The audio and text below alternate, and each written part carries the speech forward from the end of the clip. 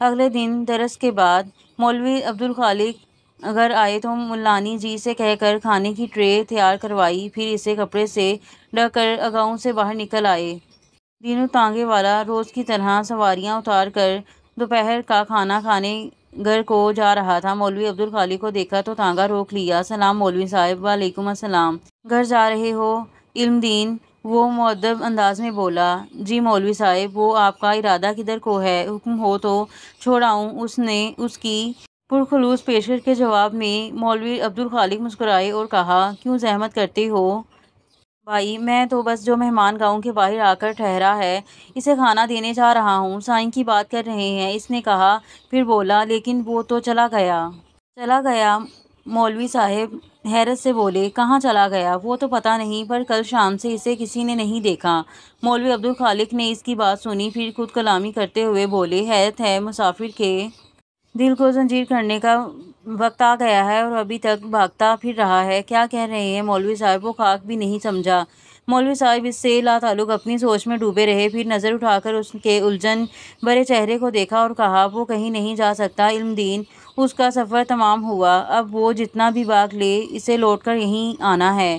یہیں اپنی بات کہہ کر وہ واپسی کے راستے پر پلٹ گئے، لیکن بیچارہ دینو کتنی ہی دیر بیچ راستے میں کھڑا ان کی بات سے مطلب اخذ کرنے کی کوشش کرتا رہا۔ اگلے دن پھر مولوی صاحب درس کے بعد گھر آئے تو کھانے کی ٹرے بنوا کر ہاتھوں میں اٹھائے باہر آ گئے، مگر آج بھی انہیں ٹرے اسی طرح گھر واپس لے جانی پڑی۔ تیسرے دن بھی وہ ٹرے گاؤں سے باہر نکل لے آئے۔ وہ دور دور سے ہی دیکھ چکے تھے کہ درخت کے پاس کوئی نہیں تھا۔ ان کے ماتھے پر شکنیں ابھر آئیں۔ آج واپسی کے لیے قدم مڑتے ہوئے ان کے چہرے پر تردد تھا۔ دینو اپنا تانگا لیے پھر سے باہر نکل رہا تھا۔ اس وقت سواریاں بھی اس کے ساتھ تھیں، پھر بھی مولوی عبدالخالق کو دیکھ کر اس نے تانگا روک دیا۔ کب تک اس کا انتظار کرتے رہیں گے مولوی صاحب؟ اس جیسے کہ پیروں کو واپسی کا راستہ نہیں ملتا۔ وہ بیچ سے بولے، تجھے کیا لگتا ہے علم دین، وہ یہاں صرف صورت دکھانے آیا تھا، اس کا یہاں سفر طے ہے۔ اب چاہے اس کے پیروں کو واپسی کا راستہ نہ ملے، جس نے اس کی تقدیر لکھی ہے وہ خود سے ہاتھ تھام کر یہاں لے آئے گا۔ وہ اپنی بات کہہ کر چلے گئے اور دینو ایک بار پھر شش و پنج میں مبتلا ہو گیا۔ یہ سوچی پہ گیا، دینو چل پڑ، شامیں واپس بھی آنا ہے۔ پیچھے بیٹھے شخص نے اسے ٹھہوکا دیا اور وہ چچ چچ کی آواز نکالتا تانگا بڑھا لے گیا۔ مغرب کی نماز کا وقت ہو چکا تھا۔ مولوی صاحب دکان بند کر کے بچوں کو پڑھاتا چھوڑ کر مسجد آ گئے، وضو کر کے اذان دی، پھر باجماعت نماز کی امامت کروائی اور دعا مانگ کر تسبیح کے دانے گراتے گھر کی طرف چل دیے۔ 14-15 سال کا لڑکا بھاگتا ہوا مولوی صاحب چلاتا ان کے پیچھے آ رہا تھا۔ مولوی صاحب نے سنا تو رک گئے اور پلٹ کر اسے دیکھنے لگے۔ وہ قریب آیا تو پوچھنے لگے، کیا بات ہے منور علی؟ وہ اتھل پتھل سانسوں کے بیچ جلدی میں بولا، دینو تانگے والا آپ کے مہمان کے ساتھ حکیم جی کی دکان پر بیٹھا ہے، اس نے کہا تھا آپ کو خبر کر دوں۔ مولوی عبدالخالق حیران سے کہنے لگے، میرا مہمان کون ہو سکتا ہے اور علم دین کو کہاں مل گیا؟ وہ تو پتہ نہیں مولوی صاحب۔ اچھا ٹھیک ہے، میں جا کر دیکھتا ہوں، انہوں نے کہا اور حکیم جی مکتب کی طرف چل پڑے۔ ان کی چلی نظر علم دین کے چہرے پر پڑی تھی اور دوسری لکڑی کے بیچ پر آنکھیں بند کیے لیٹے سائیں پر، جس کے بالوں پر حکیم جی مرہم لگا رہے تھے۔ مولوی صاحب تیزی سے آگے بڑھے، یہ تمہیں کہاں سے مل گیا علم دین؟ لاری اڈے پر سواریوں کا انتظار کر رہا تھا کہ یہ مجھے ٹکٹ گھر کی دیوار کے ساتھ پڑا ہوا نظر آیا۔ پاس جا کے دیکھا تو بے ہوش تھا اور بدن ایسے تپ رہا تھا کہ ہاتھ نہ لگایا جائے۔ بس مولوی صاحب، پھر میں نے اسے جیسے تیسے کر کے تانگے میں ڈالا اور گاؤں پہنچتے ہی سیدھا حکیم جی کے پاس لے آیا۔ یہ تم نے بہت اچھا کیا، وہ اس کے چہرے کو دیکھتے ہوئے علم دین سے بولے، جو اس سادہ سے جملے پر ہی پھول کر کپا ہو گیا تھا۔ بس پھر اس کے بہت کہنے کے باوجود بھی مولوی عبدالخالق نے اسے حکیم جی کی فیس ادا نہیں کرنے دی اور خود اپنی جیب سے پیسے نکال کر گلک پر بیٹھے شخص کو تھما دیے، یہ دوا 3 ٹائم اسے کھلا دینا۔ چلتے ہوئے حکیم جی نے پڑیوں میں بند صفوف انہیں دے کر کہا۔ مولوی صاحب نے پڑیاں لے کر انہیں سلام کیا، پھر سائیں کو بے ہوشی کی حالت میں ہی اٹھا کر دینو کے تانگے میں ڈالے اپنے گھر لے آئے۔ شام کے سائے گہرے ہونے لگے تھے اور اندھیرا پھیلنے لگا تھا۔ مولوی عبدالخالق اندر سے چھوٹا ٹیبل اٹھا کر لے آئے اور اس کے سرہانے رکھ کر مٹی کے تیل سے جلنے والا لیمپ روشن کر کے ٹیبل پر رکھ دیا۔ رانی بھی صورتحال کا جائزہ لینے کے لیے باہر آ گئیں۔ یہ کسے اٹھا لائی مولوی صاحب؟ انہوں نے اس ملفوف الحال شخص کو دیکھ کر اچنبھے سے سوال کیا۔ یہ ہمارا مہمان ہے، حلیے سے تو پاگل لگتا ہے۔ وہ فوراً بولیں، پر باتوں میں سیانہ ہے، ہوش میں آئے گا تو خود دیکھ لینا۔ پر یہ ہے کون؟ وہ الجھ کر بولیں تو مولوی صاحب جھنجھلاہٹ کے باوجود تحمل سے بولے، او کرموں والی، کہا نا مہمان ہے، اب زیادہ سوال مت کرو اور جا کر ٹھنڈے پانی کی پٹیاں کرنے کا انتظام کر۔ بیچارے کا جسم جہنم بنا ہوا ہے۔ اس کے ماتھے پر ہاتھ رکھ کر ٹمپریچر چیک کرتے ہوئے فکر مندی سے بولے۔ ملانی جی نے پھر کوئی سوال نہیں کیا اور ایک کٹورے میں پانی بھر کر کسی پرانے کپڑے کو کاٹ کر اس کی پٹیاں بناتی مولوی صاحب کے پاس لے آئیں۔ مولوی صاحب نے کٹورا ان کے ہاتھ سے لے کر ٹیبل پر رکھا، پھر بڑی محبت سے اس کے ماتھے پر پٹیاں رکھنے لگے۔ پوری رات مستقل مزاجی سے سائیں کے ماتھے پر پٹیاں رکھتے رہے۔ کچھ دیر کا بریک آیا پھر تو عشاء کی نماز کے لیے، مگر آج کی جماعت انہوں نے برخاست کر دی۔ وہ کبھی اس کے ماتھے پر گیلی پٹیاں رکھتے، کبھی تولیہ بھگو کر اس کے پیروں کی ہتھیلیوں پر آ بیٹھتے۔ پاؤں کے چھالے پیر مسلنے کی اجازت نہیں دیتے تھے۔ وہ گیلا تو تولیہ ان کے پیروں کے گرد نرمی لپیٹ کر ہلکے ہاتھ سے دھیرے دھیرے دباتے جاتے کہ شاید اس طرح اس کے تندور کی طرح جلتے پاؤں کو راحت مل جائے۔ فجر کی نماز کے بعد مولوی صاحب تسبیح پڑھتے ہوئے گھر کی طرف چلے جا رہے تھے۔ گلی میں مڑتے دیکھ چکے تھے کہ لکڑی کا دروازہ بڑھا ہوا تھا، مگر وہ جانتے تھے کہ دروازہ اندر سے مقفل نہیں ہوگا۔ دن کی روشنی میں اس دروازے پر کبھی قفل نہیں چڑھا۔ یہ بھی بڑے امام صاحب کی نصیحت تھی، اپنے دروازوں کو بند کر کے حاجت مندوں کی خودداری کا مذاق نہ اڑاؤ کہ وہ دروازہ بجا کر گلی میں کھڑے ہو کر تم سے آنت کی درخواست کریں، بلکہ چوکھٹوں کو کھلا رکھا کرو تاکہ وہ سیدھے اندر چلے آئیں اور بے کسی کا حال کسی دوسرے پر آشکار نہ ہو۔ مولوی عبدالخالق نے دروازہ کھول کر اندر کچے صحن میں پاؤں رکھا ہی تھا کہ ان کے کانوں میں کراہنے کی آواز آئی۔ رات بھر وہ بے سدھ رہا تھا، مگر اب نیم بے ہوشی کی حالت میں سر کو دائیں بائیں کر کے کراہ رہا تھا۔ یہ اس کی حالت میں بہتری کا اشارہ تھا۔ مولوی عبدالخالق مسکراتے ہوئے اس کے پاس بیٹھ گئے اور جھک کر اس کے ماتھے پر ہاتھ رکھ کر بخار چیک کرنے لگے۔ بخار کا زور ٹوٹ چکا تھا۔ ملانی جی پاس آ کر کھڑی ہو گئیں۔ تھوڑا بہت ہوش تو آ ہی گیا، اب کوشش کر کے دوا بھی کھلا دیں۔ وہ اسے دیکھتے ہوئے ملانی جی سے کہنے لگے، دوا خالی پیٹ تو نہیں کھلا سکتا نا، پہلے اس کے کھانے کا بندوبست کر۔ پھر کچھ سوچا اور بولے، پتہ نہیں کب سے اس کے حلق میں کچھ نہیں گیا، کھانا کھا بھی پائے گا یا نہیں۔ ایک کام کر حاجرہ، تھوڑا سا دودھ گرم کر کے لے آ اور اس میں چینی بھی ڈال لینا۔ جی مولوی صاحب۔ وہ صحن کے ایک جانب بنے باورچی خانے میں آ گئیں، جس کے گرد چار دیواری ناپید تھی۔ یہ ایک اوپن کچن تھا جس میں موجود مٹی کا چولہا کوپلوں کی مدد سے سلگایا جاتا تھا۔ نیم گرم دودھ کو گلاس میں ڈالنے کے بجائے انہوں نے روٹے کو کونے سے ڈول کا ہینڈل پکڑ کر اٹھا لیا اور سنیل کا گلاس لیے صحن میں چلی آئیں۔ پاؤں مار کر دور رکھی پیڑھی کو انہوں نے چارپائی کے ساتھ کیا، پھر پیڑھی پر بیٹھ کر ڈول میں سے دودھ ہاتھ میں پکڑے گلاس میں ڈال کر مولوی عبدالخالق کو دیکھنے لگیں، جو سائیں کا شانہ ہلا کر اسے اٹھ کر بیٹھنے کو کہہ رہے تھے، مگر وہ یوں ہی سر پٹک پٹک کر کراہتا رہا۔ تو مولوی عبدالخالق نے ایک ہاتھ سے اس کا بازو تھام کر دوسرا ہاتھ اس کی گردن کے نیچے دیتے ہوئے اسے اٹھا کر بٹھا لیا۔ مولوی عبدالخالق دیہان پان سے آدمی تھے، پھر عمر بھی کافی ہو چلی تھی، جبکہ سائیں کو دیکھ کر ہی پتہ چل جاتا تھا کہ 30 کے آس پاس ہوگا، مگر خاک نودری نے اس کے جسم سے ساری طاقت نچوڑ لی تھی۔ اسے اٹھا کر بٹھانے میں عبدالخالق کو بہت زیادہ دقت نہیں ہوئی۔ وہ بیٹھ چکا تو مولوی عبدالخالق نے ملانی جی کے ہاتھوں سے گلاس لے کر اس کے ہونٹوں سے لگایا، مگر نیم بے ہوشی کے باوجود اس نے گلاس ہاتھ مار کر دور کر دیا، جس سے دودھ چھلک کر مولوی صاحب کے ہاتھ اور کپڑوں پر گر پڑا۔ تو وہ ڈپٹ کر بولے، تم ہی جھلا ہی ہے، رازق سے جھگڑا سمجھ میں آتا ہے، پر رزق سے کیا ناراضگی ہے، چل پی جا چپ چاپ۔ اس نے اپنی نیم غنودہ آنکھوں سے انہیں دیکھا، جن میں سرخ ڈوڑے تیر رہے تھے۔ ان آنکھوں کی وحشت ناکی دیکھ کر ملانی جی تو گھبرا ہی گئیں، مگر مولوی عبدالخالق نے ذرا متاثر نہ ہوئے اور کہا، ایسے کیا گھورتا ہے؟ وہ چپ چاپ انہیں گھورتا رہا، حالانکہ آنکھوں کو مستقل کھلا رہنے کے لیے اسے جدوجہد کرنی پڑ رہی تھی۔ پھر بھی تھوڑی تھوڑی دیر بعد اس کی پلکیں جھپک جاتیں۔ یہ لے دودھ پی، پھر دوا بھی کھانی ہے۔ انہوں نے ایک بار پھر دودھ کا گلاس اس کے ہونٹوں سے لگایا۔ اس بار اس نے مزاحمت نہیں کی، مگر کمزوری اتنی زیادہ تھی کہ ایک ایک گھونٹ حلق سے نیچے اتارنے کے لیے اسے ہر بار دوسرا گھونٹ بھرنے سے پہلے توقف کرنا پڑتا۔ جب وہ پورا گلاس خالی کر چکا تو مولوی عبدالخالق نے گلاس مولانی جی کو دے کر اور دودھ ڈالنے کا اشارہ کیا، پھر گلاس اس کے منہ سے لگایا تو اس نے گلاس اپنے ہاتھ میں لے لیا۔ دوسرا گلاس پہلے گلاس سے کم وقت میں ختم ہو گیا تھا۔ تیسرا گلاس بھر کر اسے پکڑاتے ہوئے انہوں نے ایک پڑیا کھول کر اس کے ہاتھ میں دے دی اور کہا، یہ دوا ہے، کھا لے۔ اس نے بلا چوں چاں کیے وہ پڑیا حلق میں جھاڑ کر چند گھونٹ بھرے، پھر گلاس واپس کر کے چارپائی پر گر سا گیا۔ وہ پورا دن اس نیم بے ہوشی کی کیفیت میں گزارا۔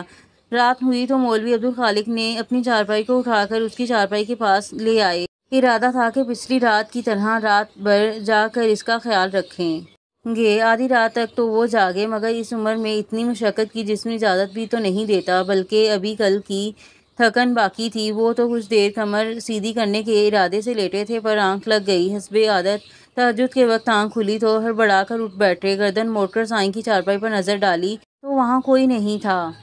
انہوں نے فوراً بیرونی دروازے کی طرف دیکھا، وہ چوپٹ کھلا تھا۔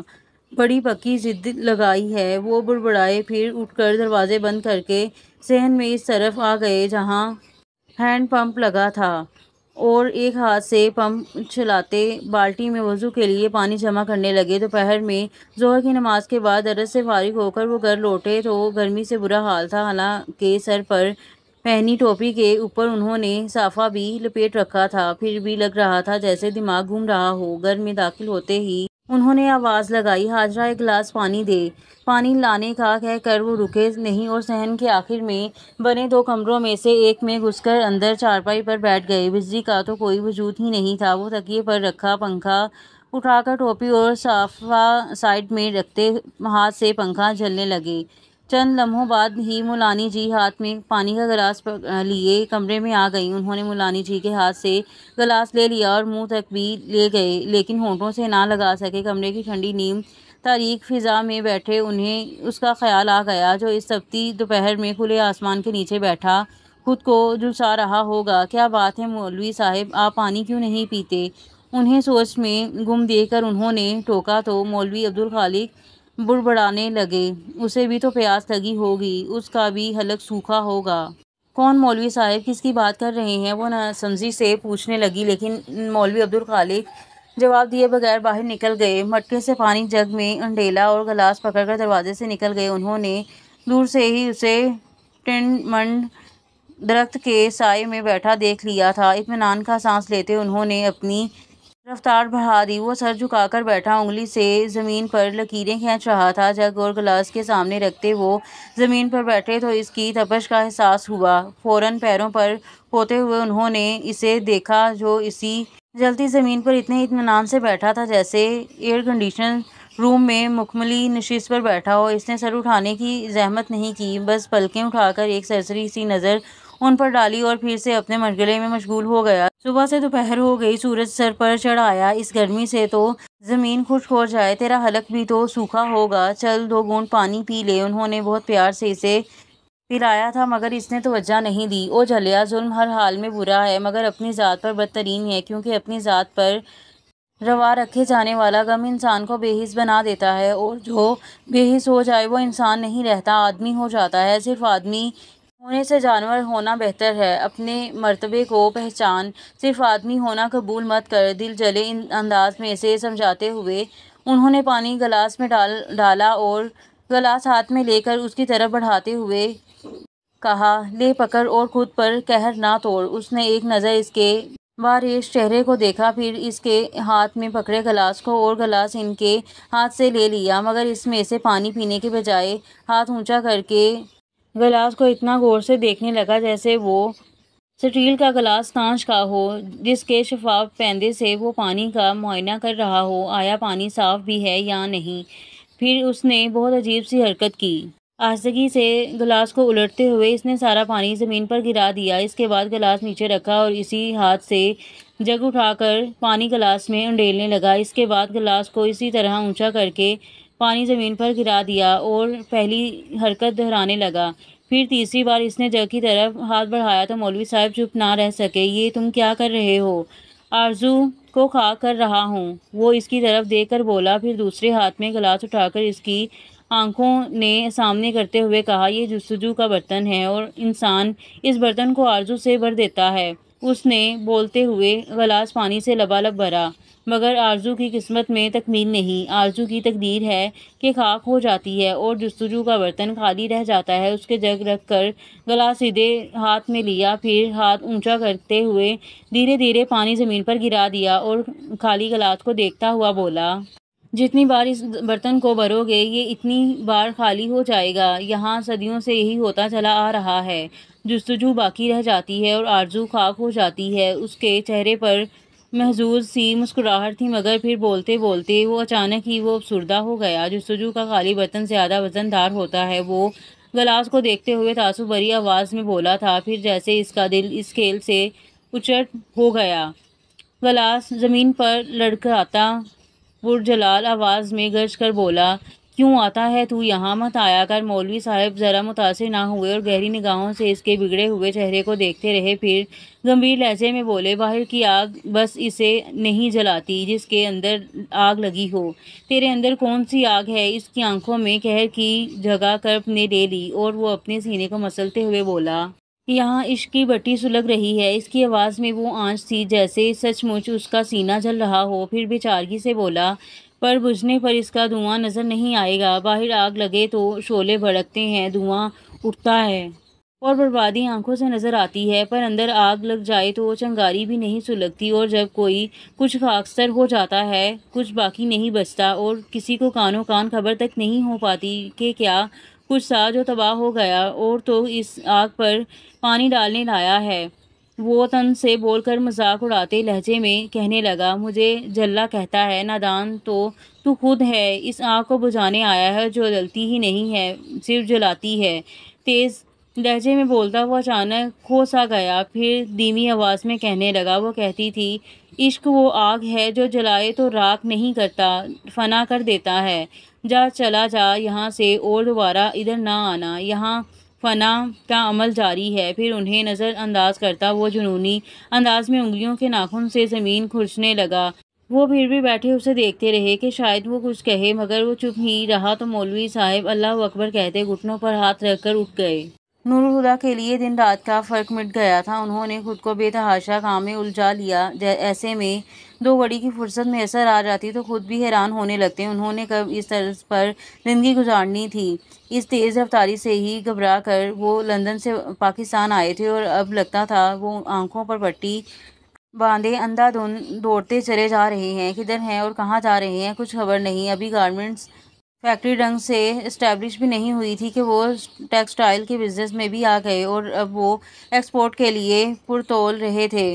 کارپوریٹ سیکٹر میں لوگ کہنے لگے تھے کہ نور الہدیٰ فاروقی ایک ہی جسم میں ان کو پار کر لینا چاہتا ہے۔ کون جان پاتا کہ جو سودا انہیں چین نہیں لینے دیتا وہ تو کچھ اور ہی ہے۔ وہ تو خود ان یادوں سے بچنا چاہتے تھے جو ہر لمحہ ان کی گات میں رہتی تھیں۔ گھر سے باہر تو فرار کے کئی راستے تھے، پر انہوں نے ناشتہ کیا تھا، کل رات کا کھانا بھی بھوک کے بغیر ہی کھا لیا تھا، بلکہ ملیحہ کے انتقال کے بعد اس کی یادوں نے ان کی آنکھوں پر ملیحہ کے عکس کا پردہ ڈال دیا۔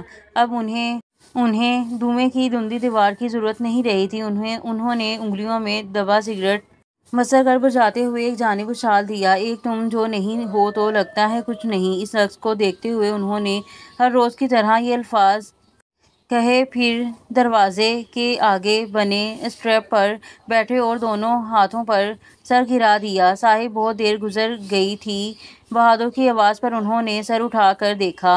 کھانا لگا دوں؟ انہیں چپ دیکھ کر بہادر نے پوچھا۔ وہ کہنا چاہتے تھے کہ انہیں بھوک نہیں ہے، پھر خیال آیا بھوک تو صبح بھی نہیں تھی، پر انہوں نے ناشتہ کیا تھا، کل رات کا کھانا بھی بھوک کے بغیر ہی کھا لیا تھا، بلکہ ملیحہ کے انتقال کے بعد ان کی بھوک پیاس مر ہی گئی تھی۔ اب وہ بھوک لگنے پر نہیں، گھڑی دیکھ کر کھانا کھاتے تھے اور صرف بھوک ہی کیوں، ان کا تو ہر احساس مر گیا تھا، بلکہ کبھی کبھی تو وہ محسوس کرنے لگتے کہ جیسے وہ بھی مر گئے ہیں، مگر وہ پھر بھی جیے جا رہے تھے۔ کھانے کا وقت ہوتا تو کھانا کھا لیتے، رات ہو جاتی تو آنکھیں بند کر کے بستر پر لیٹ جاتے۔ نیند آئے نہ آئے کیا فرق پڑتا ہے، زندگی کو خود پر فرض کیسے کرتے ہیں، یہ تو نور الہدیٰ نے اب جانا تھا۔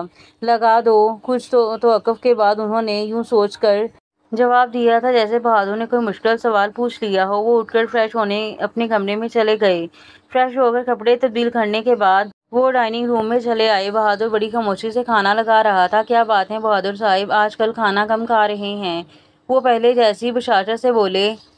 بہادر نے ہاتھ روک کر اچنبھے سے انہیں دیکھ کر کہا، نہیں تو پھر تمہاری آواز کیوں کم نکلتی ہے؟ میں تو سمجھا تھا توانائی کے اسرار سے پرہیز کر رہے ہو، اور تمہارے بولنے کی رفتار سے تو ملیحہ جیسی گول مائنڈ لڑکی بھی غصے میں آ جاتی تھی۔ ملیحہ کا ذکر کرتے ہوئے ان کا لہجہ سرسری سا تھا، لیکن بہادر ملیحہ کا نام سن کر ہی اداس ہو گیا تھا، اسی لیے تو بولتا تھا۔ صاحب شرارت کرتا تھا ان سے اور بی بی صاحب بھی جانتی تھی، پھر بھی کبھی مزاح کرنے سے نہیں روکا۔ بہت اچھی تھیں وہ، مجھے یاد آتی ہیں بہت۔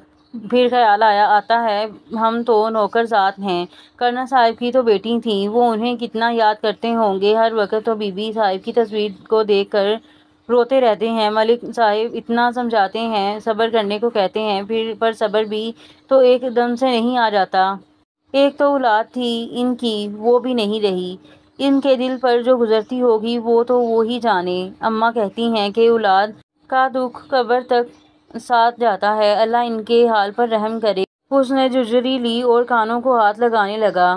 اپنے آگے رکھے کھانے کو دیکھ کر نور الہدیٰ کے اندر کی بے چینی کو بہادر نے انجانے میں ہوا دے دی تھی۔ بہادر جی صاحب۔ وہ برتن رکھ کر کچن میں جا رہا تھا، نور الہدیٰ نے اس کا نام پکارا تو پلٹ آیا۔ بابا جان نے کھانا کھایا تھا؟ نہیں صاحب، وہ تو صبح سے دروازہ بند کر کے بیٹھے ہیں، دروازہ بجانے پر بھی نہیں کھولا۔ کھانا کیا کھائیں گے؟ ان کی بے چینی پریشانی میں بدل گئی۔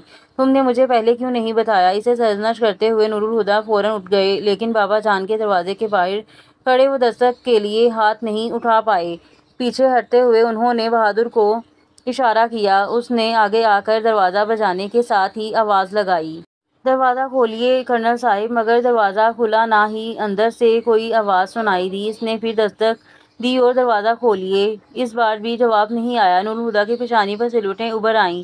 بہادر جاؤ اور کمرے کی چابی لے کر آؤ۔ فوراً وہ سر ہلا کر چابی لانے چلا گیا۔ نور الہدیٰ نے پریشانی میں ہی دروازے کے آگے 2-3 چکر کاٹے، پھر مضطرب ہو کر دروازہ بجا ڈالا۔ بابا جان دروازہ کھولیں۔ ملیحہ کی ڈائری کو سینے سے لگائے روکنگ چیئر پر نیم دراز بابا جان سکتے کی سی حالت میں آتش دان کے اوپر لگی ملیحہ کی تصویر کو دیکھتے جا رہے تھے۔ بہادر کے دروازہ بجانے اور پھر دروازہ کھولنے کے لیے کہتی ہوئی اس کی آواز کو سن کر بھی اس کے جسم میں کوئی رد عمل نہیں ہوا۔ کچھ پل کے وقفے سے دوبارہ دستک ہوئی، ساتھ نور الہدیٰ کی آواز بھی سنائی دی۔ نور الہدیٰ، ان کے جسم میں کرنٹ دوڑ گیا تھا۔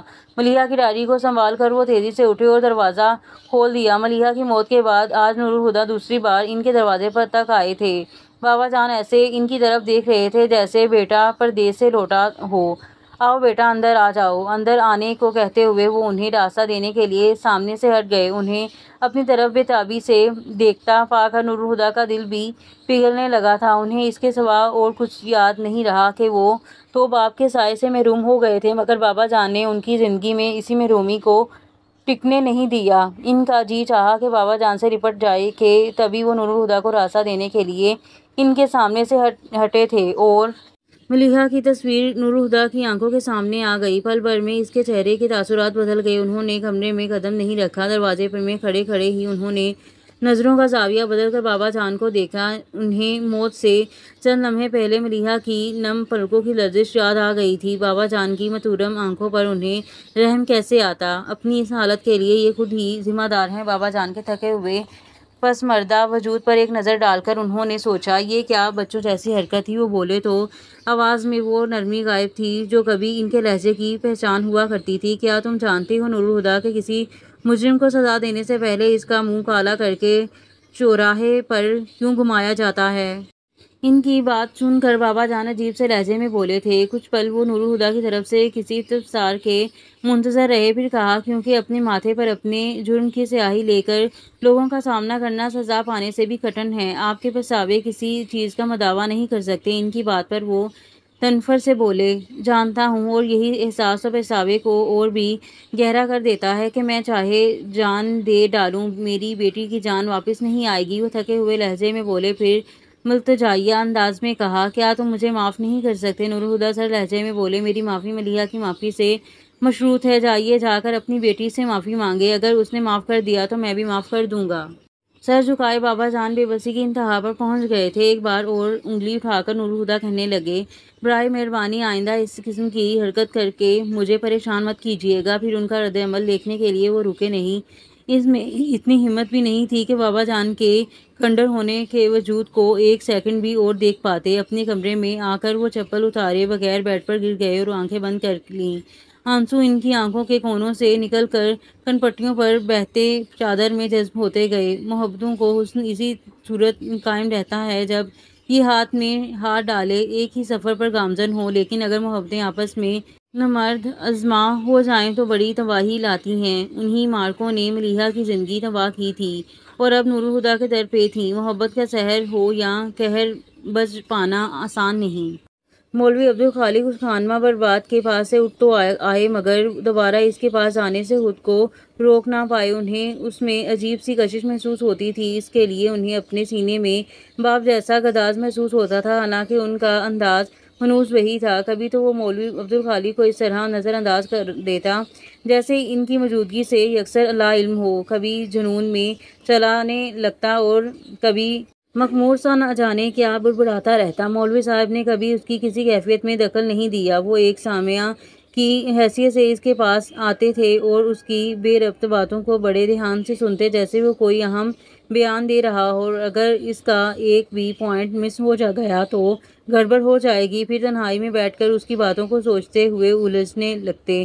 اس کے ذہن میں پڑی گرہ کو کھولنے کے لیے کوئی سرا ہاتھ آتا دکھائی نہیں دیتا تھا، مگر وہ صبر کے ساتھ۔ اور یہاں پر ایپیسوڈ کا اختتام ہوتا ہے اور ملتے ہیں اگلے ایپیسوڈ میں۔ تب تک کے لیے دیں مجھے اجازت۔ اللہ حافظ۔